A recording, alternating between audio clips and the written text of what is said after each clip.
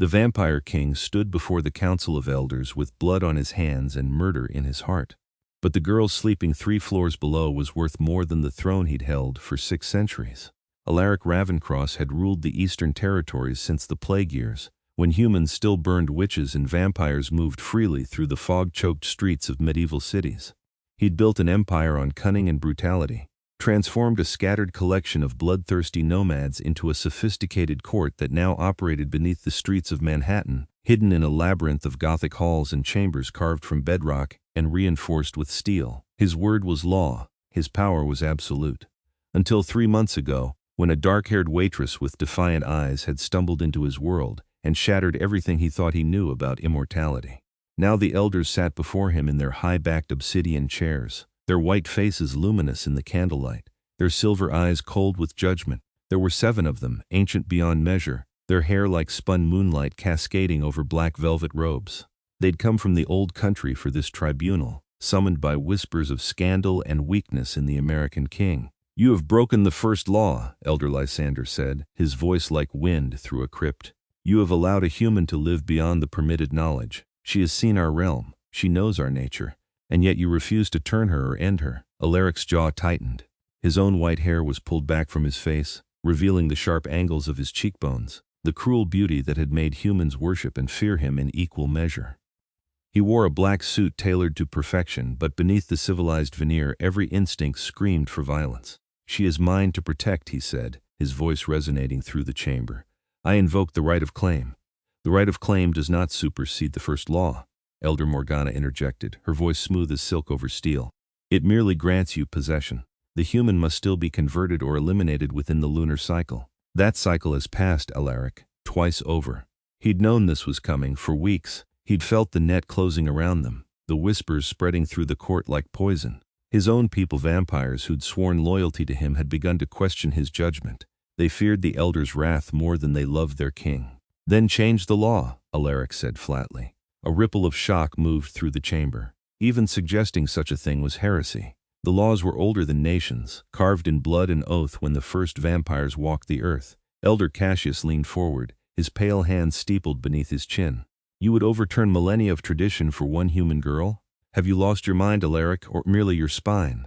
The insult hung in the air like a blade. 3 months ago, Alaric would have torn out Cassius's throat for such words. Now, he simply met the elder's gaze with unflinching calm. "I would overturn the world for her," he said quietly, "and if that makes me weak in your eyes, so be it." Elder Morgana rose from her chair, her movements fluid as water. "Then you leave us no choice. By the authority vested in us by the old blood and the ancient covenant, we offer you this. Renounce your throne and go into exile with the human, or execute her yourself and retain your crown. You have until dawn to decide." The words struck like a physical blow. Alaric had anticipated many outcomes, but not this, not exile. A king who abandoned his throne became nothing less than nothing. He would lose his territory, his resources, his protection. Every vampire in the world would know he'd been broken by a human. His enemies would hunt them for sport, but if he killed Vivienne? No. That wasn't even a possibility. The thought alone made something violent and desperate claw at his chest. "I need to speak with her," he said. "You have until dawn," Elder Lysander repeated. "Choose wisely, Alaric. A throne is not easily won back." Alaric turned without another word and strode from the chamber, his footsteps echoing off the stone walls. The corridors of his underground palace stretched before him, lit by electric sconces designed to mimic gaslight. Beautiful and archaic at once, like everything in his world. He passed guards who averted their eyes, courtiers who pressed themselves against the walls to let him pass. They all knew. The whole court knew he was being forced to choose. He found Vivienne in the library, curled up in a leather armchair with a book on medieval history spread across her lap. She'd been trying to understand his world, to make sense of the impossible reality she'd stumbled into. When she looked up and saw his face, the book slid forgotten to the floor. "What happened?" she asked, rising to her feet. She wore simple jeans and a dark sweater, her long black hair loose around her shoulders, so human, so fragile, and yet she'd faced down vampire assassins with nothing but a fire poker and sheer stubbornness. She'd looked into the abyss of his nature and hadn't flinched. "The elders have given me an ultimatum," Alaric said. He crossed the room and took her hands in his, feeling the warmth of her pulse beneath his fingers. Even now, after months of rigid self-control, the scent of her blood called to him like a siren song. "I have to choose between you and the throne." He watched the color drain from her face. "No," No, Alaric, you can't. They can't make you do that. They can and they have. It's their right under the old laws. He drew her closer, wrapping his arms around her. She fit against him perfectly, her head tucked beneath his chin. I have until dawn. Vivienne pulled back to look up at him, her dark eyes wide with horror and determination. Then you choose the throne, obviously. You've built this kingdom, you've ruled for centuries. You can't throw that away for me, can't I? He traced his fingers along her jaw, memorizing the curve of her cheek, the softness of her skin. What good is a kingdom if you're not in it? Alaric, be reasonable. I'm nobody, a waitress who happened to be in the wrong place at the wrong time. You're a king. Your people need you. You're not nobody to me. His voice came out rougher than he intended, raw with emotion he'd spent centuries learning to suppress. You're everything. Vivienne, you're the first thing in 600 years that's made me feel alive. She shook her head, tears welling in her eyes. This is insane. We've only known each other for 3 months. I've lived for 6 centuries. I know the difference between infatuation and truth. He cupped her face in his hands, forcing her to meet his gaze. I love you. I didn't think I was capable of it anymore, but you proved me wrong. So yes, I will give up the throne. I will walk away from everything I've built, because none of it means anything without you. They'll kill us, Vivienne whispered. Won't they? If you give up your protection, your power, other vampires will come for us. Then I'll destroy them. His words were a dark promise. I was dangerous long before I was king, Vivienne. I'll keep you safe. She pressed her forehead against his chest, her shoulders shaking. I never wanted this. I never wanted to be the reason you lost everything. You're not the reason. The elders are. This archaic, brutal system is. I've upheld these laws for centuries without questioning them, but they're wrong.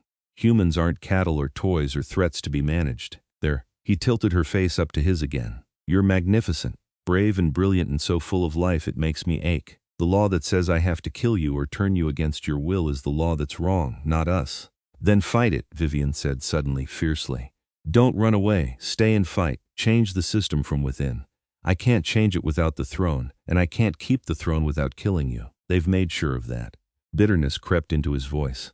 This is their way of removing a king they think has gone soft. If I kill you, I prove I'm still ruthless enough to rule, and I live with that guilt forever. If I refuse, I'm exiled and they install someone more compliant. Either way, they win. Vivienne was quiet for a long moment, her mind clearly racing. He could see the wheels turning behind her eyes, that sharp intelligence that had drawn him to her in the first place. She wasn't just beautiful, she was clever, resourceful, refusing to accept defeat even when the odds were impossible. What if there's a third option? She asked slowly. There isn't. Believe me, I've considered every angle. What if I agreed to be turned? The words hung between them like a grenade. Alaric went very still. No, he said flatly. Why not? That's what the law requires, right? I'm not opposed to. I said no. His voice came out harsher than he intended, and he forced himself to take a breath. Vivienne, you don't understand what you're suggesting. Becoming a vampire isn't a gift. It's a curse. You would lose your humanity, your ability to walk in daylight, to taste real food, to grow and change, and eventually rest. You'd be frozen in this moment forever, watching everyone you love age and die while you remain. I won't do that to you. Shouldn't that be my choice? Not if you're making it under duress. Not if you're doing it to save me. He pulled her close again, breathing in the scent of her hair. I want you to live, Vivienne, really live. Have a full human life, with all the messy, beautiful mortality that entails. I won't steal that from you. And I won't let you give up your kingdom for me, she countered. So we're at an impasse. He laughed despite himself, the sound bitter and tired. We are indeed. He stood there in the library as the minutes ticked past, neither willing to budge, both terrified of what dawn would bring. Finally, Vivienne spoke again, her voice small. Tell me about exile. What would it actually mean? Alaric sighed and guided her back to the chair, settling her in his lap. She curled against him naturally, and he wrapped his arms around her, needing the contact. It means I renounce my title and my territory, he explained. I would have no claim to the court's resources or protection. Other vampires would see me as fair game, a fallen king as a tempting target for those seeking to build their reputation. We'd have to move constantly, stay hidden, trust no one, but we'd be together. Yes, we'd be together. He pressed a kiss to her temple.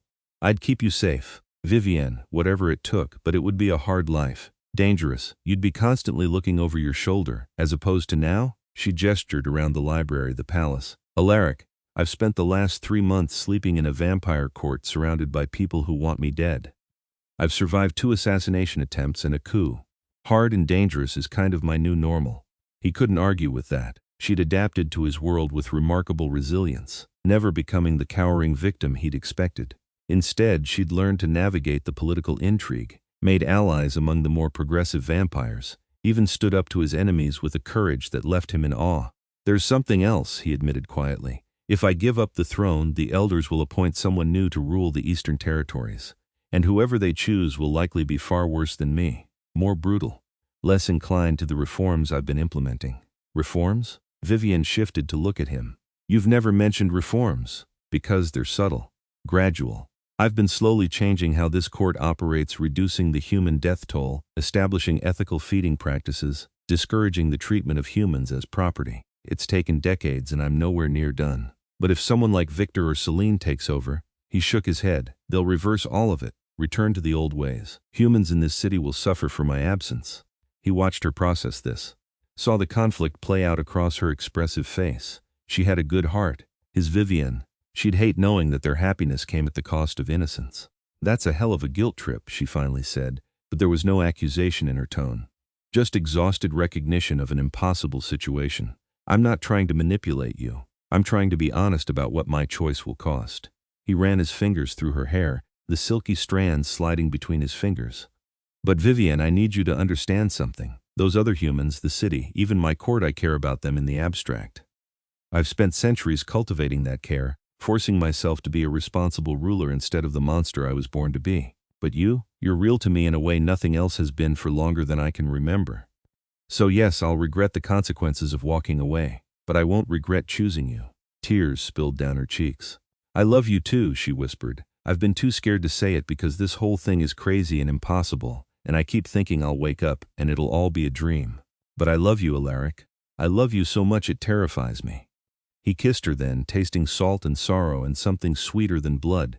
The kiss deepened, becoming desperate, both of them clinging to each other, like drowning victims in a storm. When they finally broke apart, they were both shaking. "Dawn is in 4 hours, Alaric said roughly. "I need to give the elders my answer, and your answer is exile," Vivienne said. Not a question. She knew him too well already. "My answer is you, always you." She buried her face in his neck, and he felt her tears hot against his cold skin. They stayed like that for a long time, memorizing the moment, trying to prepare themselves for the chaos that was coming. Then the library doors burst open. Alaric was on his feet in an instant, Vivienne behind him, his body a shield between her and the intruders. But it wasn't an attack, it was Marcus, his second in command, his white hair wild and his silver eyes wide with urgency. "My king," Marcus panted despite not needing breath. "Old habits, you need to see this. The court is in uproar." "What's happened?" Alaric demanded. "The younger vampires, they're staging a protest, refusing to accept the elders' ultimatum." Marcus ran a hand through his hair, looking stunned.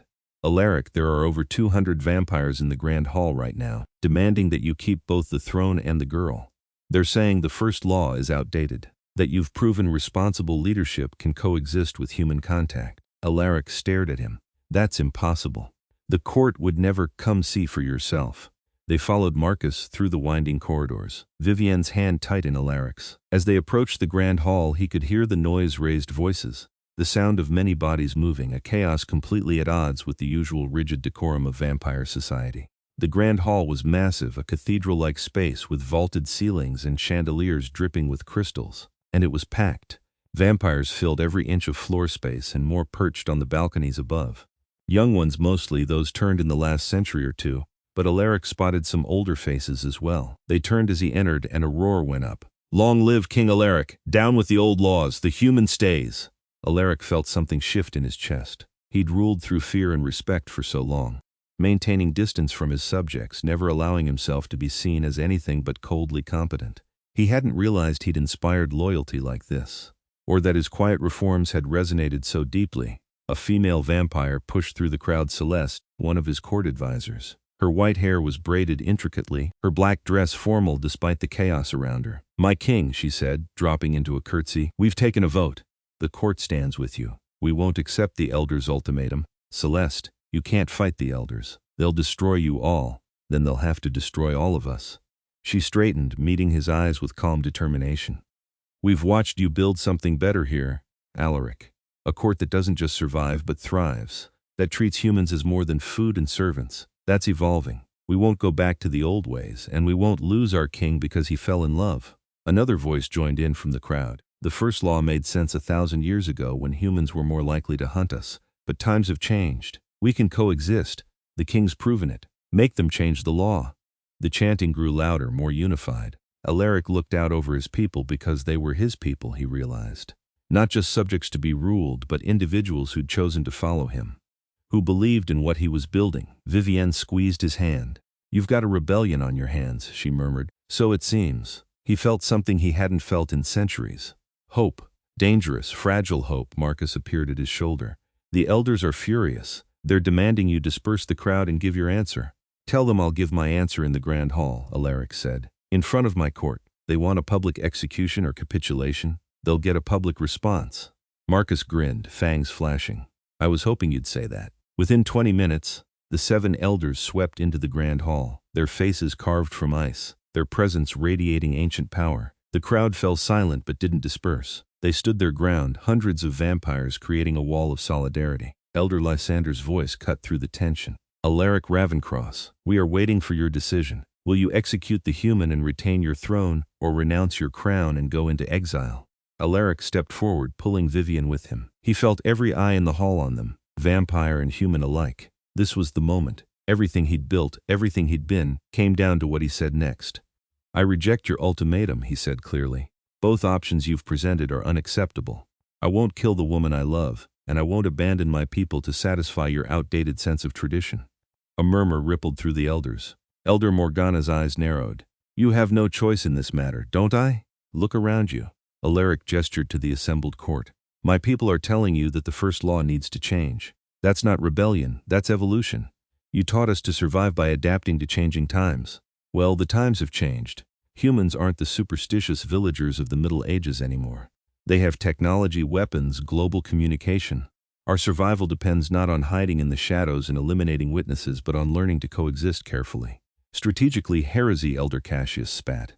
"No pragmatism." Alaric's voice rang out strong and clear. "I've ruled the Eastern Territories for 600 years. In that time, I've eliminated every serious threat to our kind, expanded our influence, and created a court that's prosperous and stable. I've done this by being smart, by thinking ahead, by not clinging to tradition for tradition's sake. And I'm telling you now, the first law is a liability. It forces us to kill or convert every human who learns of our existence, which means we're constantly creating new enemies or new vampires we can't control. There's a better way, and what way is that?" Elder Lysander asked, his tone dripping with skepticism. "Delective disclosure. Carefully managed relationships with humans who can be trusted. Vivienne has known about us for 3 months. She's kept our secret. She's even helped us, warned us about a human hunter who was getting too close to discovering the court. She's proven that not every human who learns the truth needs to die." He felt Vivienne tense beside him. They'd agreed not to mention her role in stopping the hunter. It made her too valuable, too much of a potential asset. But Alaric was gambling everything now. The elders needed to see her as more than just his weakness. Elder Morgana studied Vivienne with unsettling intensity. "One human proves nothing. She may be exceptional, or you may be blinded by infatuation. Then test her," Alaric said. "Test her knowledge of our laws, our culture, our weaknesses. See if she's leaked information or put us at risk. You'll find she hasn't. Because she understands the stakes and she respects the danger. That's intelligence, not luck." The elders conferred among themselves in a language so old even Alaric couldn't follow it. The hall remained silent, tension thick enough to choke on. Vivienne's hand trembled in his, but she stood tall, her chin raised, refusing to show fear. Finally, Elder Lysander spoke. "We will test the human. If she passes, we will consider your proposal for revising the first law. But understand this, Alaric. Such a change would require a full council vote, representatives from all the vampire territories around the world. It could take months, years. And in the meantime, this human remains a violation of the current law. Then grant a stay of execution," Alaric countered. "Recognize my right of claim and extend the protection until the council can convene. You have that authority." More silent conferring. Alaric could feel his court holding their collective breath. This was the knife's edge. If the elders refused, he'd have to decide whether to fight them openly, a battle he couldn't win, or accept exile after all. "Very well," Elder Morgana said at last. "We will grant a 6-month extension under your right of claim.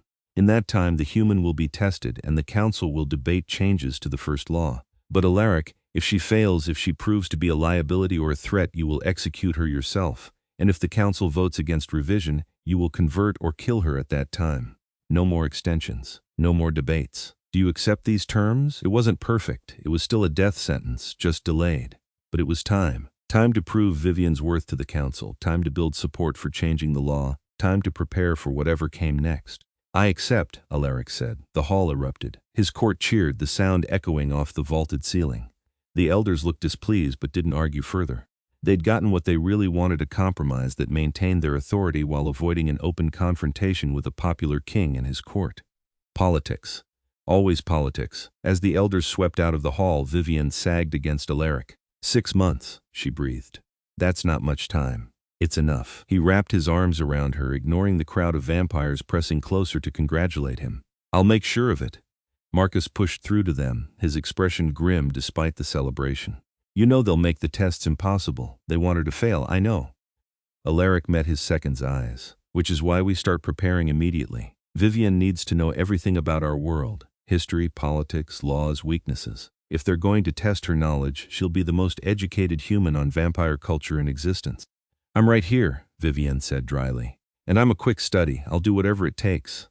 Celeste joined them, her face flushed with excitement, an odd look on a vampire. My king, this is historic. If we can actually change the first law, it would be the first major legal reform in over 1,000 years. The ripple effects could transform our entire society. Let's not get ahead of ourselves, Alaric cautioned. We won 6 months, not the war. The elders will do everything in their power to ensure the council votes against us. We need allies in the other territories, vampires who'll argue our case. The next hours blurred together. Alaric's court celebrated their victory while he and his inner circle began planning their strategy. Messages needed to be sent to vampire courts across the globe. Arguments needed to be crafted. Evidence needed to be gathered that humans and vampires could coexist safely. And Vivienne needed to survive whatever tests the elders designed. It was nearly dawn before Alaric finally extracted them from the chaos and led Vivienne back to his private chambers.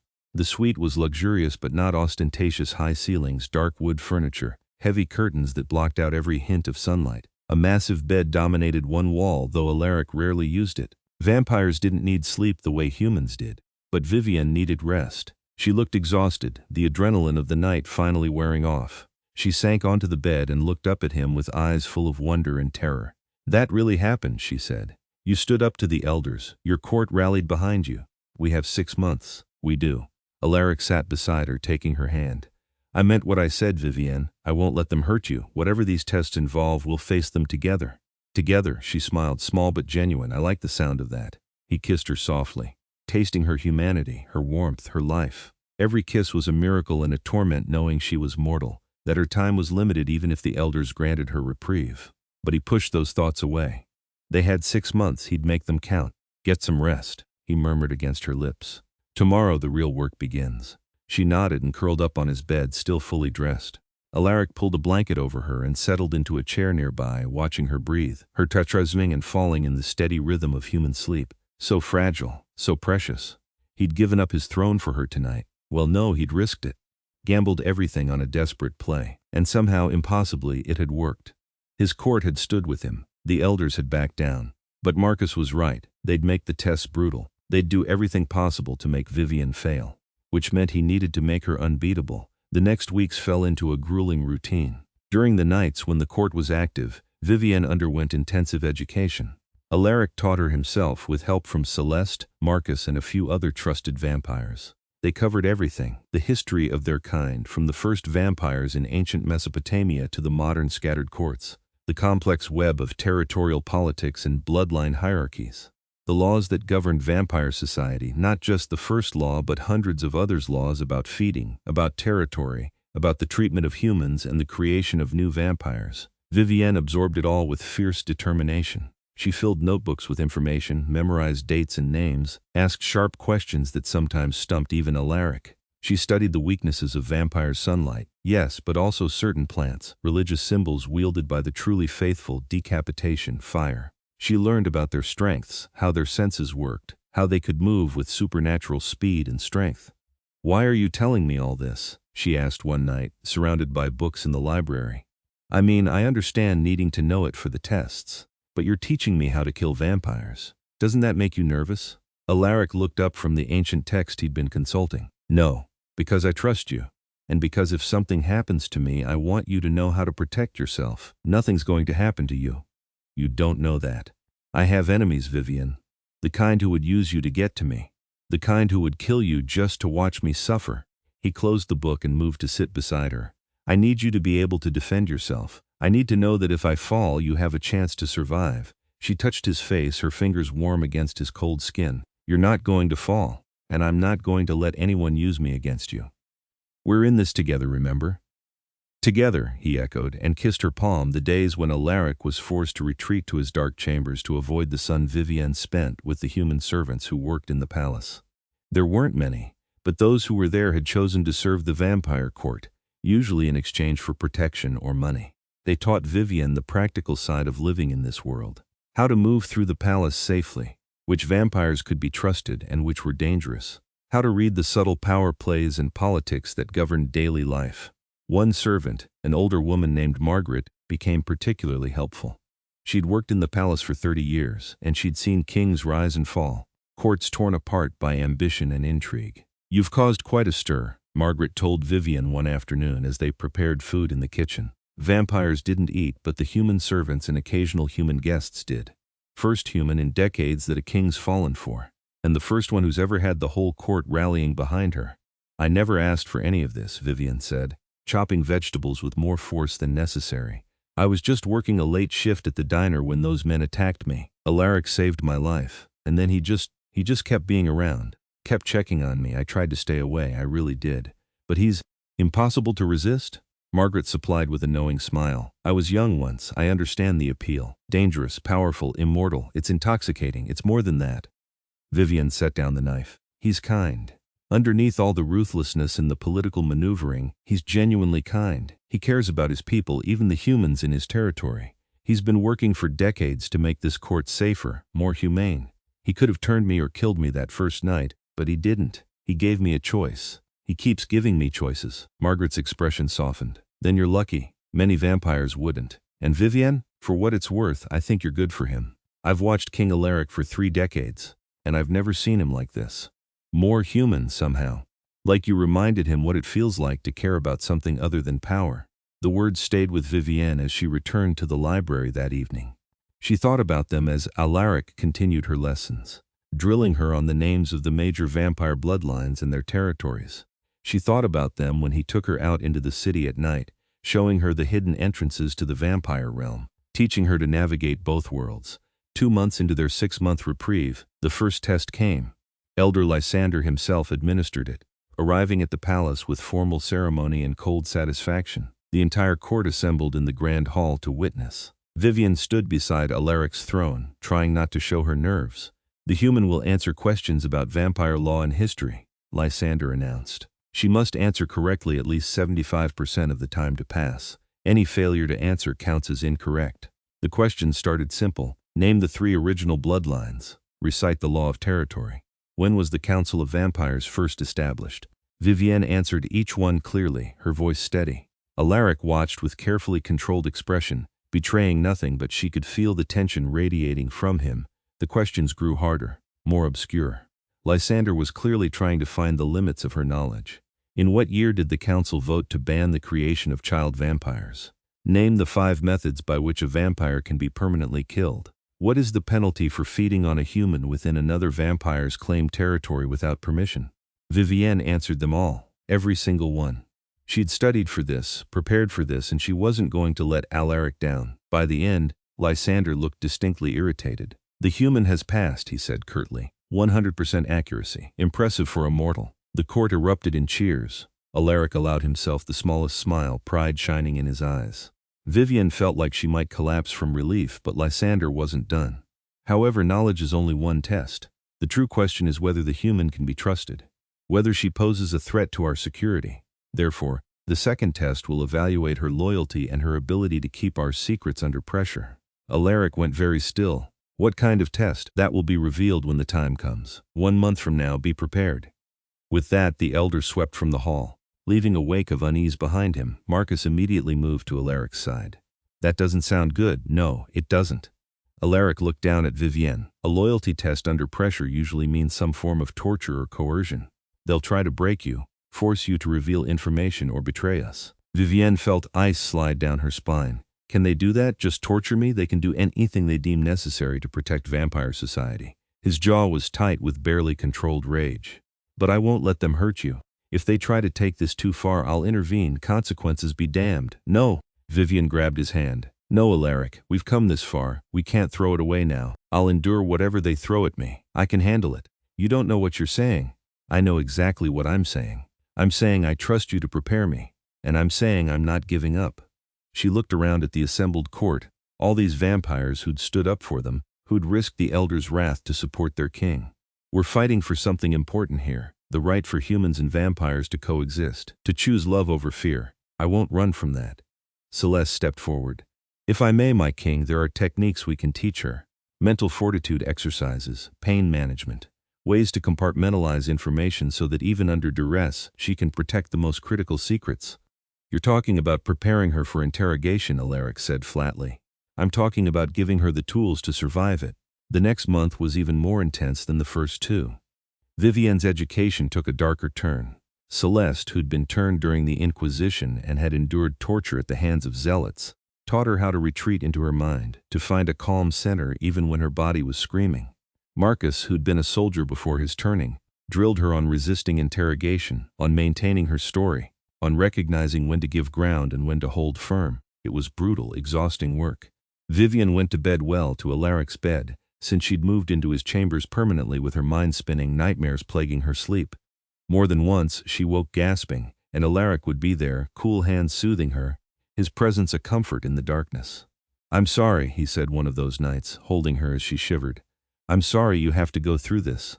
You should be living a normal life, not preparing for torture. I don't want a normal life, Vivienne said. I want this life. With you. The rest is just obstacles. You're incredible, you know that? He pressed a kiss to her forehead. Most humans would have run screaming by now. Most humans don't have a vampire king willing to give up his throne for them. He smiled against her hair. Fair point. But there was fear beneath his calm exterior. She could feel it in the way he held her a little tighter, watched her a little more carefully. He was terrified of what the elders might do to her. And there was nothing he could do to stop it without losing everything they'd fought for. The night of the second test arrived with oppressive inevitability. This time, the elders didn't come to the palace. Instead, they summoned Alaric and Vivienne to neutral ground, an old church in the warehouse district that had been deconsecrated and claimed by vampires decades ago. The irony wasn't lost on anyone. Inside, the church was lit by candles, shadows dancing across the walls. The 7 elders stood in a semicircle near the altar, and between them and the entrance stood a man Vivienne recognized with a shock of horror. Her brother. Daniel? She breathed. Her older brother looked terrified, his hands bound in front of him, bruises on his face. He'd been crying. When he saw her, relief and confusion warred in his eyes. Viv, what the hell is going on? These people grabbed me from my apartment. They've been asking me all these insane questions about you, about whether you're involved in some kind of cult. Silence, Elder Morgana commanded, and Daniel's mouth snapped shut, though Vivienne could see him still trying to speak. Some kind of compulsion. Vivienne Ellis. This is your second test. Your brother knows nothing of vampires, nothing of our world. You will explain to him what you've been doing these past months. You will tell him about us. And we will observe whether you can adequately convey the need for secrecy, whether you can convince him to keep our secret. If he agrees and we believe him trustworthy, you both pass. If he refuses, or if we judge him a security risk. She didn't finish the sentence. She didn't need to. Alaric's hand tightened on Vivienne's shoulder. This is unconscionable. Her brother is an innocent. He has nothing to do with. He has everything to do with it, Elder Cassius interrupted.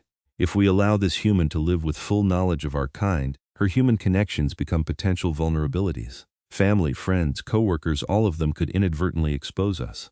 We must know that she can manage these relationships safely, that she can protect our secrets even from those she loves. It was a trap, a cruel, elegant trap. Either Vivienne brought her brother into this dangerous secret, making him a target for any vampire who wanted leverage over her, or she refused and failed the test. And they'd grabbed Daniel specifically because he was the family member she was closest to, the one she'd struggle most to lie to. Vivienne looked at her brother, at his frightened eyes and bruised face, and felt rage burn through her fear. The elders had hurt him to make a point. They'd terrified him, kidnapped him, used him as a pawn. This was the vampire culture Alaric was trying to change. This casual cruelty, this willingness to treat humans as objects. She stepped forward, pulling free of Alaric's protective grip. Let me talk to him. Alone? Absolutely not, Alaric said. My king, we cannot allow. Elder Lysander began. I don't care. Vivienne's voice rang out strong and clear. You want to test whether I can handle my human relationships while keeping your secrets? Fine. But I do it my way, not with an audience of vampires intimidating my brother. Give us privacy or this test is over now and you can tell the council you failed to properly evaluate me. The elders exchanged glances. Finally, Morgana nodded. Very well. You have 10 minutes in the vestry, but know that we will be listening. Any attempt to plan an escape or attack will result in immediate failure. A side door opened, revealing a small room. Daniel was pushed inside, and Vivienne followed. The door closed behind them, leaving them in a space lit by a single candle. The moment they were alone, Daniel grabbed her arms. Viv, what is happening? Who are those people? They're not human. I can tell they're not human. Their eyes are wrong and they're too cold and too fast. Danny, breathe. I need you to breathe and listen to me, okay? She gripped his hands, trying to center him. Her brother was 3 years older than her, a software engineer who lived a perfectly ordinary life. This had to be shattering his understanding of reality. I'm going to tell you the truth and it's going to sound insane, but I need you to trust me. Can you do that? He nodded, still terrified but focusing on her voice. Those people aren't human, they're vampires. Real, actual vampires. And for the past 3 months I've been living in their world because I fell in love with their king. She watched him process this, saw denial flash across his face followed by a desperate attempt to rationalize what he'd seen. Vampires. You're telling me vampires are real, and you're dating the vampire king? I know how it sounds. But Danny, think about it. You saw how fast they moved, how cold they are, their eyes. You knew something was wrong. This is what's wrong. They're real, they've always been real, and they've been hiding in plain sight for thousands of years. This is insane. This is absolutely insane. But his voice lacked conviction. He'd seen too much to deny it completely. I know, believe me, I went through the same thing. But Danny, here's what you need to understand. They're dangerous, but they're not all monsters. Some of them are trying to be better. The man I'm with, Alaric, he's been working to change how vampires treat humans, to make it safer for both species to coexist. But there are old, powerful vampires who don't want things to change. And those are the ones out there right now testing me. Testing whether I can be trusted with their secrets. Daniel's fear was giving way to protective anger. They hurt you? Did they hurt you? No, Alaric would never let that happen. But they're using you to test my loyalty. They need to know that if they let me live with this knowledge, I won't expose them. And they need to know that my human connections won't become security risks. So what? I'm supposed to promise to keep this insane secret, and if I don't, they kill us both. Probably, Vivienne said honestly. Danny, I need you to listen very carefully. What I'm about to ask you is terrible, and I hate myself for it, but I need you to pretend. If you don't believe in vampires, if you think I'm crazy, fine. But for the next few minutes, I need you to act like you believe me. Act like you understand how important secrecy is. Tell them you'll keep the secret, and then go home and live your normal life and try to forget this ever happened. You want me to lie to them? To creatures that probably have supernatural lie detection or something? I want you to survive. I want us both to survive. She squeezed his hands. Please, Danny, trust me, just this once. Just do what I'm asking without arguing. He stared at her for a long moment. Then, slowly, he nodded. Okay, I don't understand any of this, but okay. You've never led me wrong before, Viv. I'll trust you now. Relief flooded through her. Thank you so much. They composed themselves, and Vivienne called out that they were ready. The door opened, and they were led back into the main church. The elders watched them with predatory intensity. Well, Elder Lysander demanded, has the human male agreed to maintain secrecy? Daniel stepped forward, and Vivienne held her breath. If he panicked now, if he said the wrong thing. I have, Daniel said, his voice surprisingly steady. My sister has explained the situation. I understand that revealing the existence of vampires would put both of us in danger, as well as disrupting a secret that's been maintained for millennia. I have no interest in becoming a martyr or putting my family at risk. You have my word that what I've learned tonight goes no further. Elder Morgana studied him with unnerving focus. And if you're questioned, if humans in authority become suspicious, then I know nothing. My sister and I had a falling out months ago. We haven't spoken. I couldn't tell you what she's been doing. The lies came smoothly, and Vivienne felt a surge of pride. Her brother was smarter than the elders gave him credit for. Why should we trust you? Elder Cassius demanded. You're human. Weak, easily broken, because I love my sister. And I'm not stupid, Daniel replied. You're testing whether humans can keep your secrets. I'm proof that we can.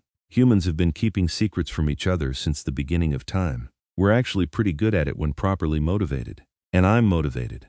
I want Vivienne safe. I want to go back to my normal life, and I want to never have this conversation again." A long silence fell. The elders conferred silently, their expressions unreadable. Finally, Elder Lysander spoke. "The human male is released. His memories of this night will remain, but he will be monitored. Any breach of secrecy will result in immediate termination of both siblings. Vivienne Ellis, you have passed the second test." The relief was so intense that Vivienne's knees nearly buckled. Alaric caught her, steadying her while Marcus moved forward to cut Daniel's bonds. "Get him out of here," Alaric ordered. "Take him home. Make sure he's safe." Marcus nodded and guided Daniel toward the exit. Her brother looked back at her, questions and concern in his eyes, but he went without protest. Smart man. The less time he spent around vampires, the better. Once Daniel was gone, Vivienne turned on the elders. "You had no right to drag him into this. He's innocent." "No one is innocent," Elder Morgana said coldly. "And if you wish to remain in our world, girl, you'll learn that quickly. Your human connections are vulnerabilities. We needed to assess them, now we have. Be grateful we chose to test rather than eliminate." "You're proving exactly why the first law needs to change," Vivienne shot back. "This paranoia, this willingness to kill anyone who might pose a threat, it's making you weaker, not stronger. Humans aren't the enemy. Fear is careful, girl. You've passed 2 tests, but there are more to come, and we can make them very difficult indeed." Alaric stepped between them, his presence radiating controlled menace. "Enough. The test is over. Vivienne passed. We're done here." For a moment the tension crackled like lightning about to strike. Then the elders withdrew, sweeping out of the church in a rustle of dark robes. Only when they were gone did Alaric turn to Vivienne, cupping her face in his hands. "Are you all right?" "I'm fine." Shaking, but fine. She leaned into his touch, drawing strength from his presence. "They really grabbed my brother. They actually kidnapped Daniel and hurt him just to test me. I know. And if I'd known that was their plan, I would have stopped it. Consequences be damned." "You couldn't have. They'd have failed me immediately." She took a shaky breath. "But he did great. Danny was amazing. I'm so proud of him, as am I. He's braver than most humans would be in his situation." Alaric pulled her close, holding her tightly. 2 tests down. "I don't know how many more they'll devise, but we're halfway through the 6 months. We're going to make it, Vivienne. I promise you." She wanted to believe him. But a cold fear had settled in her chest, the knowledge that the elders would stop at nothing to prove she was unworthy of their world. And eventually they might succeed. The weeks that followed were tense but quiet. No more tests came, though Vivienne knew they were being watched constantly. She continued her studies, delving deeper into vampire politics and culture. She also began attending court functions, standing at Alaric's side as he conducted the business of ruling. Gradually, she learned to navigate the complex web of vampire society, making allies, identifying enemies, understanding the subtle games of power that governed every interaction. She grew close to several members of Alaric's inner circle. Celeste became a mentor of sorts, teaching her the nuances of vampire etiquette. Marcus appointed himself her unofficial bodyguard, always nearby when Alaric couldn't be. Even some of the vampires who'd initially opposed her presence began to warm to her, impressed by her intelligence and her refusal to be intimidated, and through it all her relationship with Alaric deepened. They spent every night together, talking for hours about everything and nothing. He told her stories of his long life, the things he'd seen, the mistakes he'd made. She told him about her human existence, her dreams and fears, and the small moments that made up a mortal life. They learned each other in ways that went beyond the physical, though that connection grew stronger too. One night, as they lay tangled together in his bed, Vivienne traced the lines of his face in the candlelight. "Do you ever regret it?" she asked softly. "Choosing me over everything else?" "Not for a single moment." He caught her hand, pressing a kiss to her palm. "You're the best choice I've ever made, Vivienne. The only choice that's ever really mattered. What happens if the council votes against us? If they decide the first law stands?" He was quiet for a long moment. "Then we face that when it comes. But I won't let them force you into becoming something you're not. And I won't get you to satisfy their laws. So if it comes to it, we run, we disappear. I have resources they don't know about, places we could go where even the council couldn't find us. A life on the run. That's not much of a future. It's a future with you. That's enough for me." She kissed him, pouring all her love and fear and determination into it. When they finally broke apart, she whispered, "I love you. Whatever happens, I need you to know that. I love you completely. I know, I love you too." His silver eyes held hers, intense and eternal. "You've made me believe in impossible things, Vivienne, made me hope again." Whatever the council decides, they can't take that from us. 4 months into their reprieve, word came that the council was convening. Vampires from territories around the world were traveling to the neutral ground of Prague, where the ancient council chambers were hidden beneath the city. Alaric would have to attend, to argue his case for changing the first law. And Vivienne would have to come with him, to be examined and evaluated by the assembled vampire leadership. The preparations were intense. Alaric called in every favor he'd accumulated over 6 centuries, reaching out to vampires he'd helped or allied with, building support for the vote. He drafted arguments, citing the changing nature of the modern world, the risks of the current system, the benefits of selective human cooperation. He prepared like he was going to war, because in many ways he was. Vivienne prepared too. She would be the living example of what was possible, proof that a human could know the truth and be trusted. She had to be perfect, flawless, undeniable. They left for Prague on a cold autumn night, traveling by private jet to avoid sunlight. The flight was long, and Vivienne spent most of it memorizing facts and figures, preparing for any question the council might ask. Alaric sat beside her, his presence a comfort and a distraction. "You're going to do brilliantly," he assured her. "They've never met a human like you. That's what worries me. I'm an anomaly. Not proof of a pattern. You're proof that it's possible. That's all we need." Prague was beautiful and ancient, a city of spires and secrets. The vampire council chambers were hidden beneath Prague Castle, accessed through a series of tunnels that dated back to medieval times. As they descended into the earth, surrounded by stone and darkness, Vivienne felt the weight of history pressing down on her.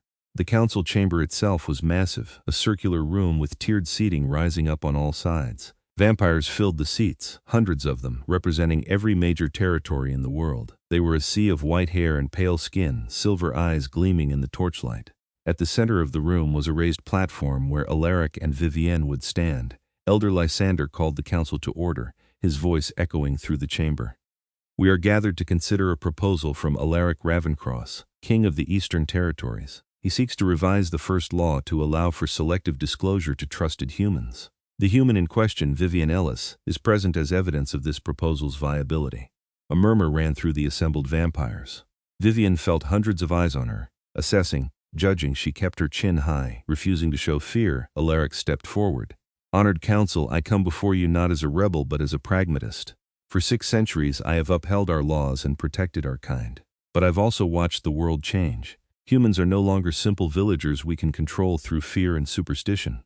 They have technology, global communication, the ability to share information instantly across the planet. The first law, which mandates that any human who learns of our existence must be killed or converted, was designed for a different era.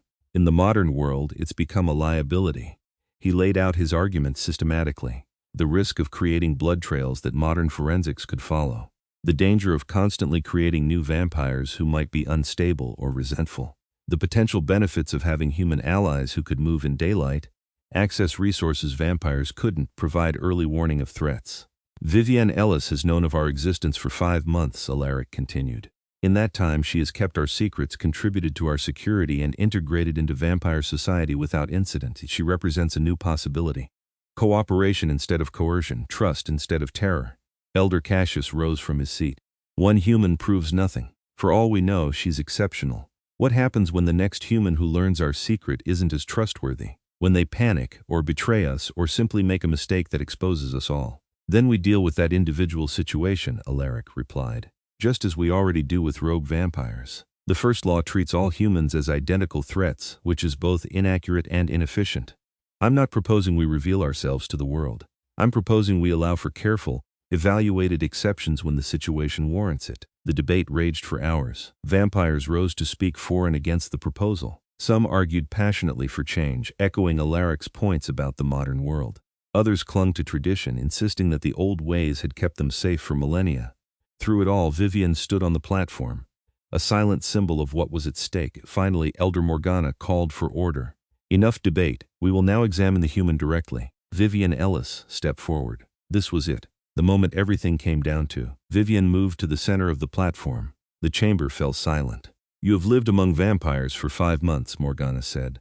You have been educated in our ways, tested in your knowledge and loyalty.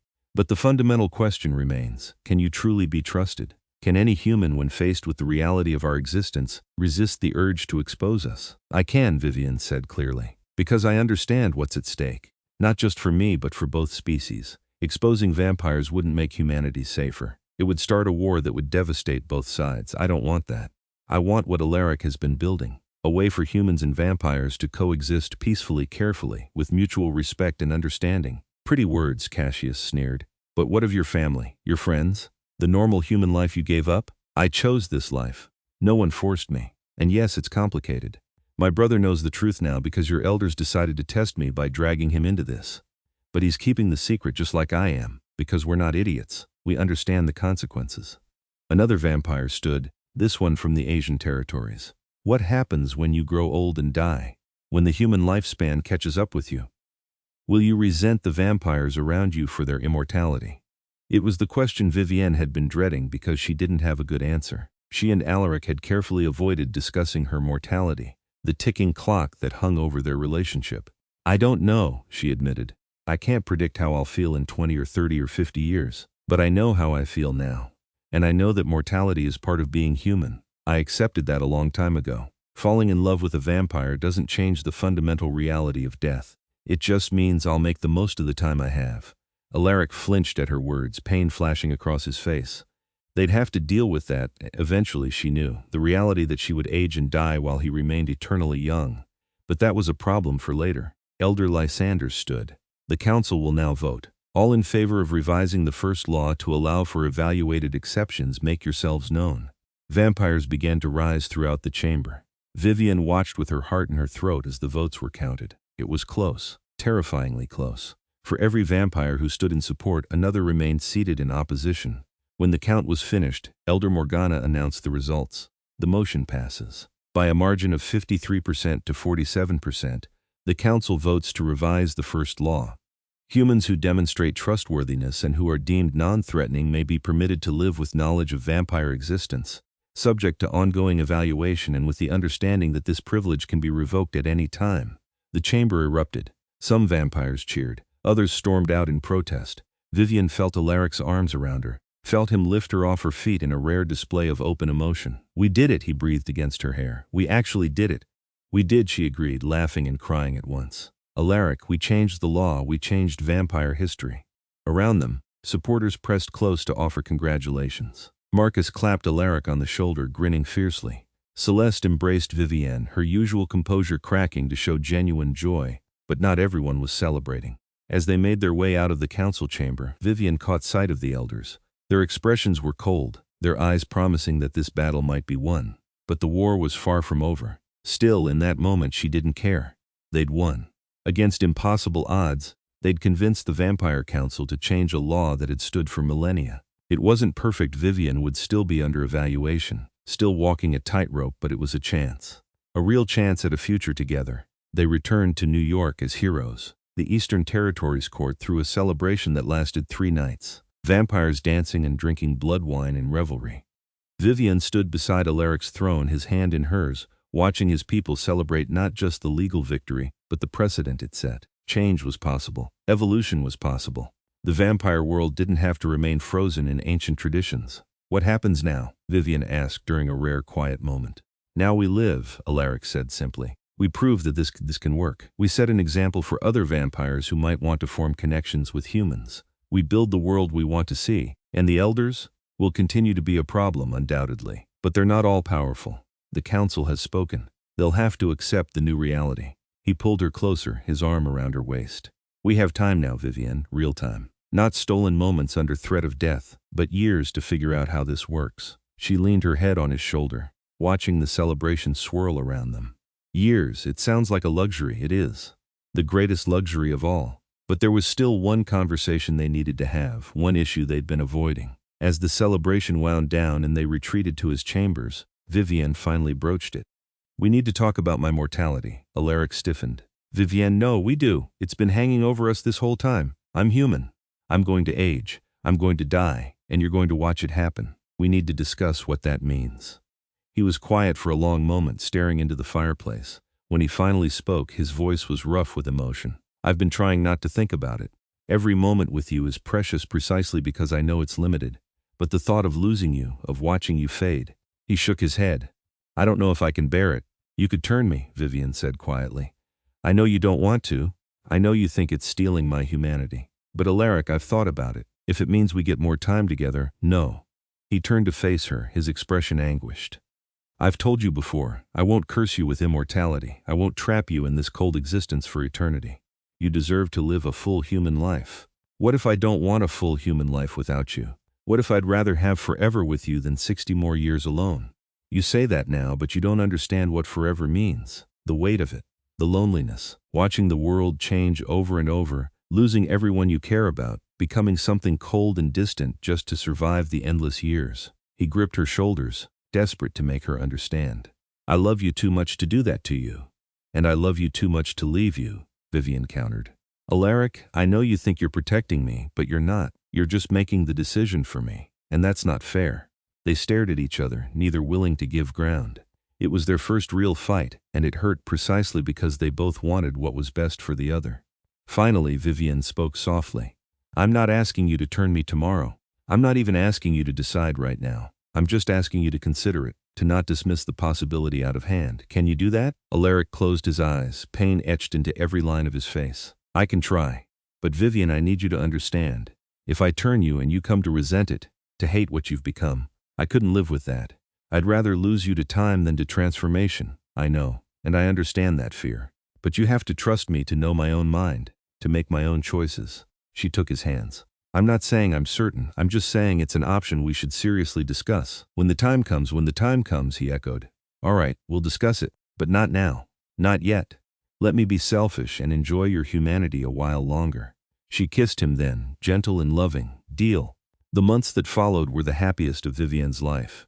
Without the constant threat of the elders' tests hanging over them, she and Alaric could finally just be together. She continued to learn about vampire society, but now as a genuine member of the court rather than a human on trial. She attended diplomatic functions, helped Alaric navigate complex political situations, even began advising him on how vampire policies affected humans in his territory. She also reconnected with her brother. Daniel came to visit once, nervous and wary but determined to maintain their relationship. Alaric had the palace sealed to ensure privacy, and Daniel spent an afternoon with them, asking careful questions and trying to reconcile his ordinary software engineer life with the impossible reality of his sister's world. You're happy, he said finally, watching the way Vivienne and Alaric moved around each other, the unspoken communication between them. I can see it, you're really happy. I am, Vivienne confirmed. I know it's strange and probably terrifying from the outside, but Danny, he's good for me. He challenges me, respects me, loves me completely. I've never had that before. He's also a 600-year-old vampire king who drinks blood to survive, Daniel pointed out. Nobody's perfect, Vivienne said with a grin. Daniel laughed despite himself. I guess not. Look, Viv, I don't understand this world you're in now, and honestly, I don't want to. But I trust you. If you say this is what you want, then I'm happy for you. Just be careful, okay? And call me sometimes. Let me know you're alive. I will, I promise. After Daniel left, Alaric found Vivienne on one of the palace balconies looking out over the city. He wrapped his arms around her from behind, and she leaned back into his embrace. That went well, he observed. Better than I expected, he's trying at least. That's all I can ask for. She turned in his arms to face him. Thank you for being so patient with all this. I know having humans in your palace makes you nervous. You make it worth it. He kissed her forehead. Besides, I'm getting used to the complications. They're part of loving you. Lucky you, incredibly lucky, he agreed seriously. Every day with you is a gift I never expected to receive. She pulled him down for a proper kiss, still marveling that she got to do this, that this impossibly beautiful, powerful being chose her, kept choosing her, every single day.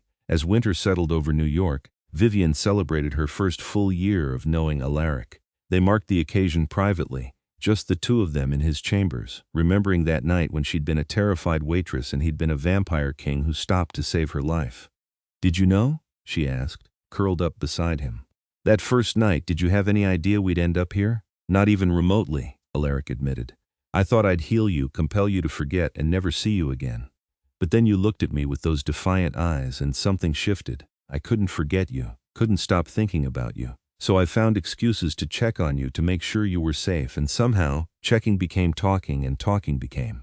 This, Vivienne echoed. A vampire king falling in love with a human waitress. It's ridiculous when you think about it. The best things usually are. She was quiet for a moment, then said carefully, Alaric, I've been thinking more about what we discussed. About my mortality. He tensed. Just listen, please. She sat up to face him properly. I'm 26 years old. If I'm lucky, I have maybe 50 or 60 more years. That sounds like a lot, but to you, it's nothing. A blink. And I've been trying to imagine what happens when I'm 70 and you still look like this. When I'm dying and you have to watch. I don't want that for either of us. So you want me to turn you? His voice was carefully neutral. I want us to have forever, however we can get it. She took his hand. I know you're scared. I know you think immortality is a curse. But Alaric, I've seen your world now. I've met vampires who are happy, who find meaning in their endless years. Celeste, Marcus, so many others. It doesn't have to be loneliness and cold. Not if we're together. You're young, he said quietly. You have so much life ahead of you still. Experiences you haven't had, things you haven't seen. I don't want to steal that from you. You're not stealing anything. I'm offering it. There's a difference. She cupped his face, forcing him to meet her eyes. I love you. I want to spend eternity with you. That's my choice, made freely, with full knowledge of what it means. Please don't take that choice away from me because you're trying to be noble. He closed his eyes, clearly warring with himself. When he opened them again, they shimmered with unshed tears, a vampire on the verge of crying, something Vivienne had never seen before. If I do this, he said hoarsely, if I turn you, there's no going back. You'll be a vampire forever. And if you ever regret it, if you ever hate me for it, I won't. I promise you I won't. She kissed him softly. I'm not asking for it to happen tomorrow. But maybe on my 30th birthday? That gives us time to prepare, to make sure I've experienced enough of human life that I won't feel I missed out. And it means we don't waste decades watching me age when we could be spending them together as equals. Your 30th birthday, Alaric repeated. 4 years from now, 4 years. It's enough time for you to get used to the idea. And enough time for me to be absolutely certain. She smiled. Though I'm already certain. But I understand you need time to come around. He pulled her close, holding her like she might disappear. You're asking me to do the one thing I swore I'd never do. Transform someone I love. Make them into what I am. I'm asking you to give us forever. To stop letting fear make our decisions. We fought so hard for the right to be together. Why waste the victory settling for a fraction of the time we could have? She felt him shudder, felt the ancient vampire control crack just slightly to show the raw emotion beneath. All right, he whispered. Your 30th birthday. If you still want it then, if you're still certain, I'll turn you. But Vivienne, you have to promise me. If you change your mind, if you have any doubts at all, you tell me, even at the last moment. Promise, I promise. But I won't change my mind. We'll see. They spent the next 4 years building a life together.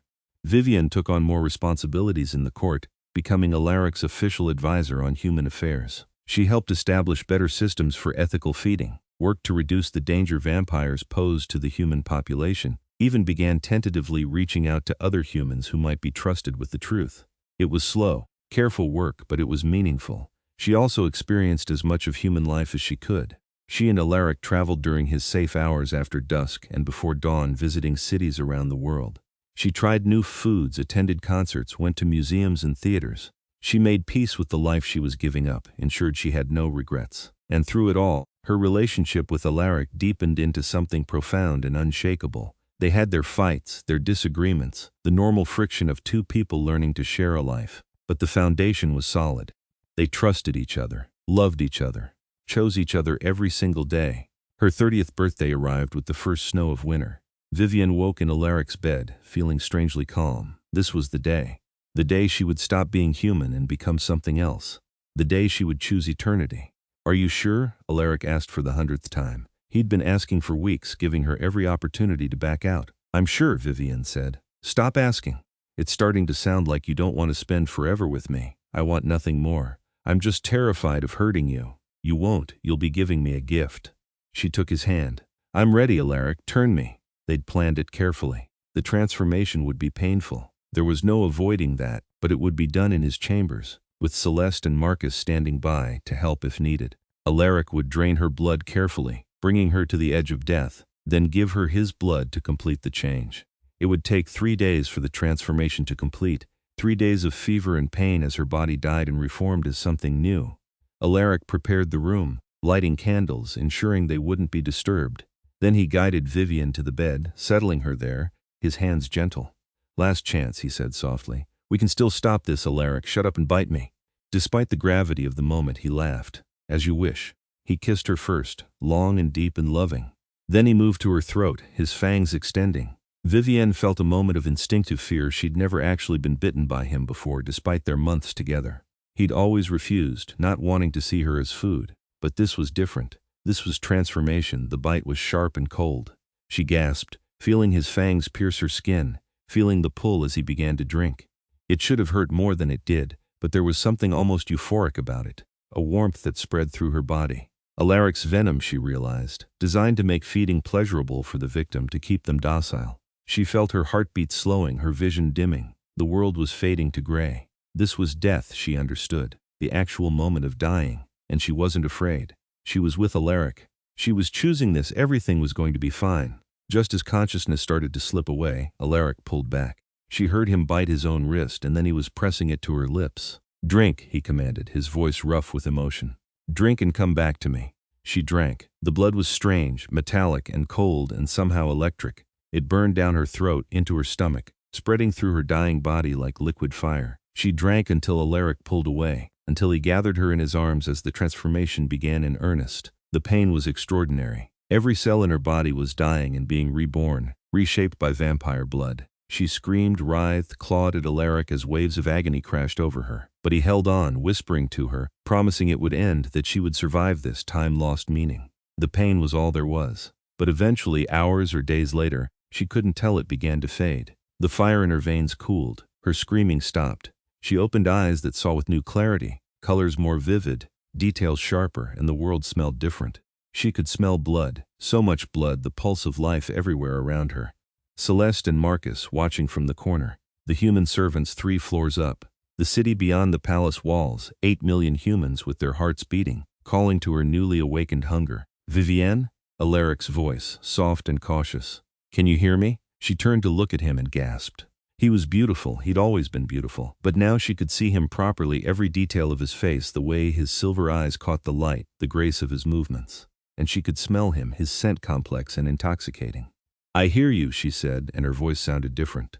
Smoother, more resonant. "Alaric, I can hear everything, see everything. It's overwhelming. It will be at first. Your senses are heightened now. You'll learn to control it." He touched her face gently. "How do you feel?" "Hungry," she admitted. "So hungry. I know. We'll feed you soon. But first." He pulled her to a mirror. Vivienne stared at her reflection. Her dark hair was still dark, but it seemed to shimmer now, more alive somehow. Her skin had paled, taking on the porcelain quality of all vampires. Her eyes had changed from brown to silver, that distinctive vampire gaze. She looked like herself, but refined, perfected, as if all her features had been carved from marble. "I'm beautiful," she whispered. "You always were. Now you're immortal too." Alaric wrapped his arms around her from behind, and they stood together, looking at their reflection. "Welcome to eternity, my love."